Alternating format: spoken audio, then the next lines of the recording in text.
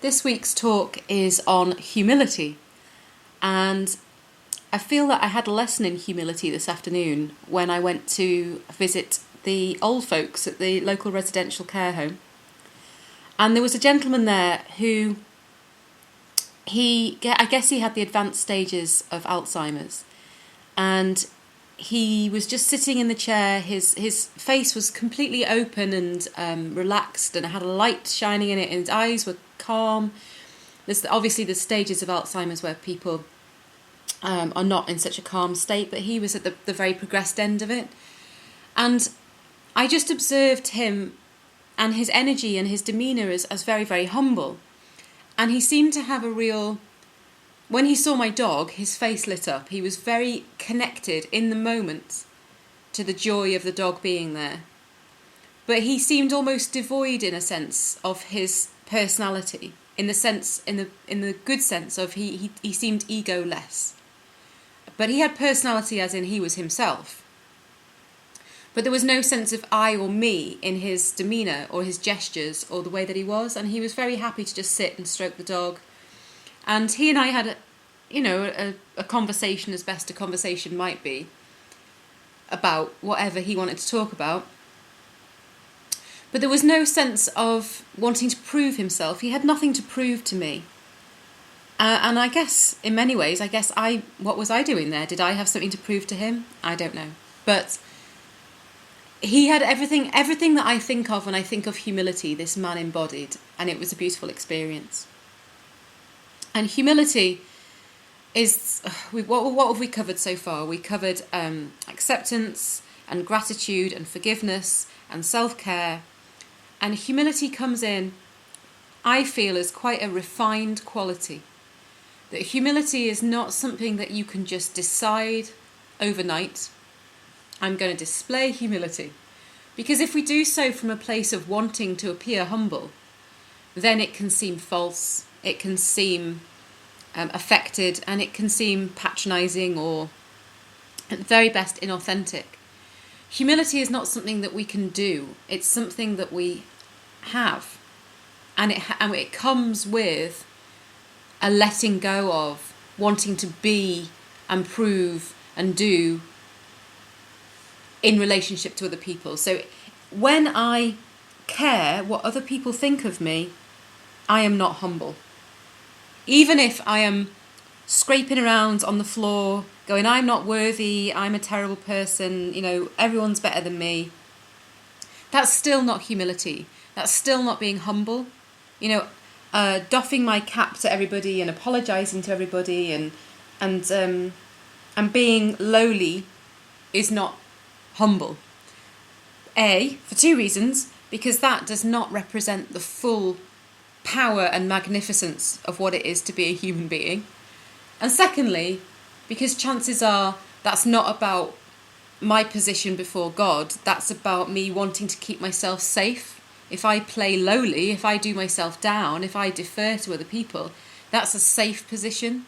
So anyone doing that is doing that out of fear, keeping themselves protected by playing small. And playing small doesn't serve anybody. Playing small only serves to keep us safe, which means that we identify with the fear. So true humility is being neither more than nor less than that we are. I'll say that again. Humility is being neither more than nor less than that we are. So the obvious breach of humility is when you get these gross displays of arrogance and pomposity and feeling superior and making judgments upon other people. That's not humble.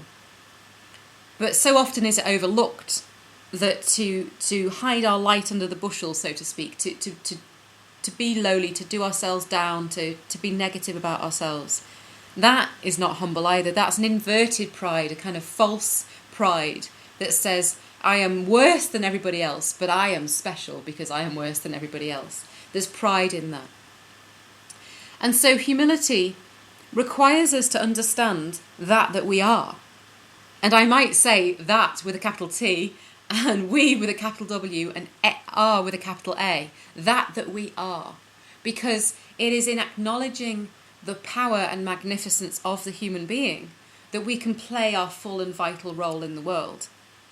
And in order to do that, in order to have the humility enough to be of true service, we have to get over the I'm not good enough, I'm this, I'm that, ooh, poor me, I've had a difficult time of it, there's reasons why I can't do this, you don't understand me, none of this is ever going to work out, I'm just going to go back to bed. All of that stuff has got to go. Well, you can keep it if you like. I don't want to keep it. And I will admit to it in spades. I'll admit that that is a significant part of my life, actually, has been about the I'm not good enough. But actually, that I am and that we are is a divine spark from the great fire. We are the facet of a great diamond. We are simply a singular individual manifestation of the one. And that divinity wants to shine. And if we were to try and imagine what a creative intelligence might want for us, then surely it is to be all that we can be. And that's real humility.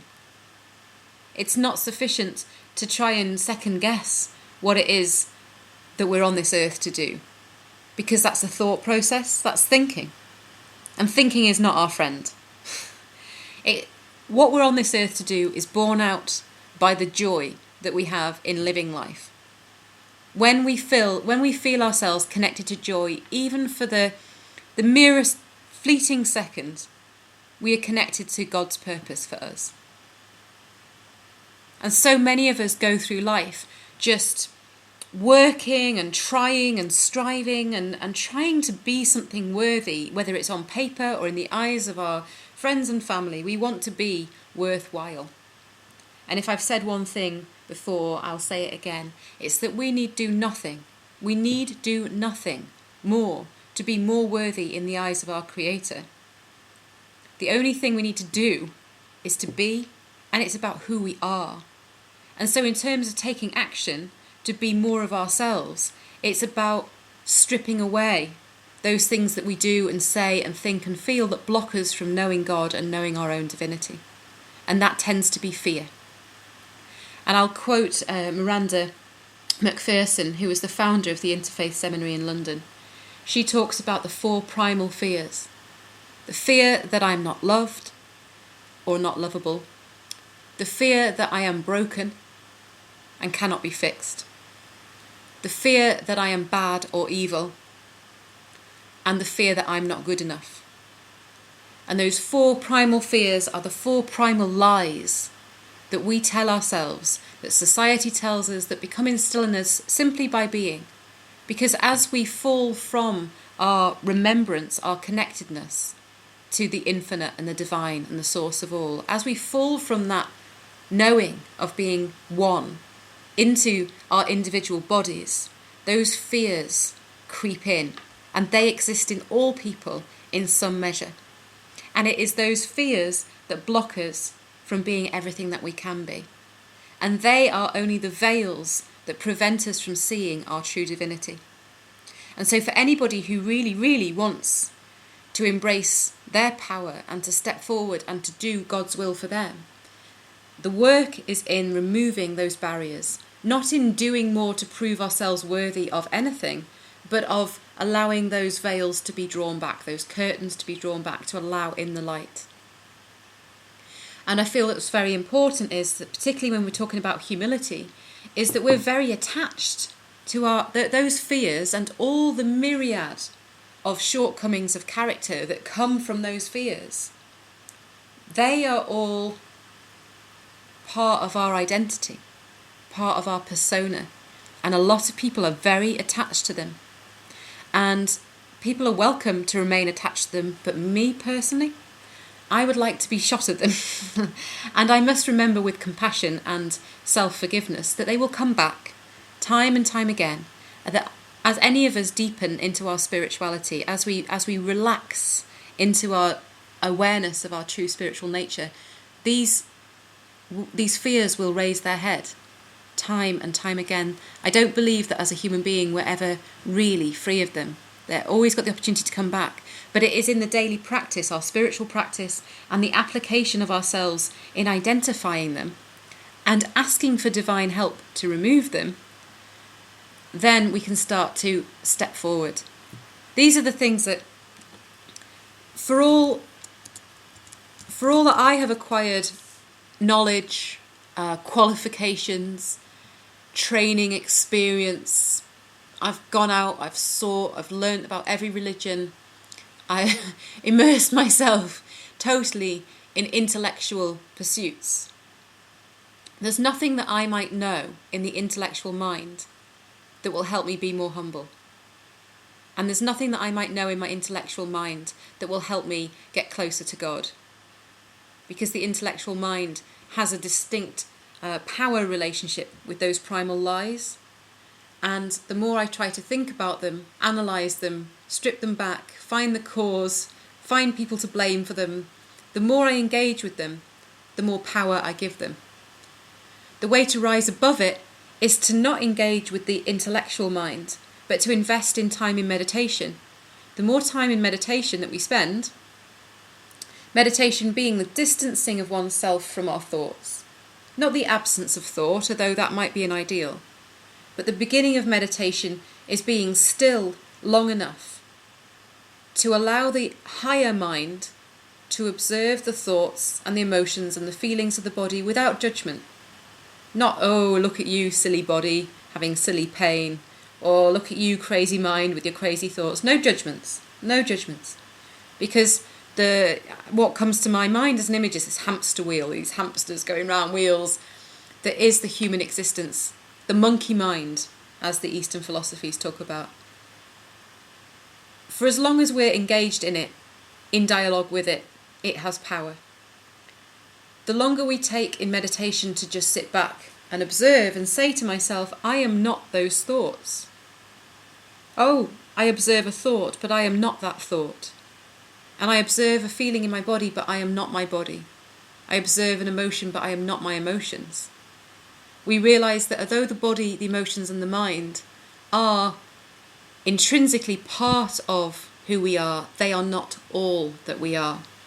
And when we start to ask the question, who is the I that is observing the thought, then we have engaged into the higher realms of awareness. And the more times we do that, the more times we catch ourselves and think, well, I am not that thought, then we realise that we can be free of thoughts. We are not victim to the mind. We can choose our thoughts. With persistent application of meditation, you get to a place where thoughts come in by invitation. I would like to think about this today, and I'm going to give that some thought today and clear the other stuff out. I feel like it's a long time since I was on my point. But the point is this. That we really are is a place of humility. And that we really are is glorious in equal measure to it is humble. That in order to be of true service to God and to the world, we have to recognise our divinity, we have to own it without being proud of it, and we have to step in to it and embody it. And I think that's the point that I'm going to close on, is this question of embodiment, because so often spirituality is identified as an ascension up through the crown of the head into the angelic realms, white lights, angelic music, perfection, bliss. And that's not been my experience of the spiritual path, and I think it is not the common experience of the spiritual path, because in order to be truly awake, we have to be embodied, we have to have our feet on the earth, we have to be living in our physical body.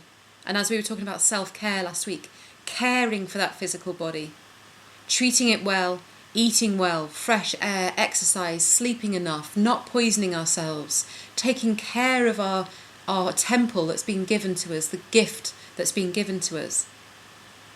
And so that self-care is an intrinsic part of the process. We cannot do without it. We cannot seek God on the one hand and poison our body on the other. Again, I feel like I've drifted from the point. Embodiment. Embodied spirituality. Practical, on the earth, on the feet, hands on the street, face to face, in relationship to others. That's where spirituality has an application and a purpose. We don't belong to the Eastern societies where they go off into caves and meditate for tens of years, 20 years. I heard a speaker recently who's of the Hindu tradition, and he said, everyone meditates a lot in India. That's not my dreadful Indian impression. He just said, everyone meditates a lot in India. He said, do you know why? And then he leaves this pregnant pause. He said, because it's too bloody hot. Those of us who are born into a Western karma, those of us who are born into this body, are born truly into action. And we are called into action, whether it is to do less, but to be stronger. It may well be. And that is why next week our final session is on vision, because that is what takes us out into the world in practical application of all that we've talked about in the past 5 weeks. And humility is not the only quality that's required, but it is a foundation for service. And when I say service, I don't mean scrubbing floors and going up chimneys. I mean living our purpose truly and fully. And I'll leave it there. That's the end of that talk. I'll stop the recording.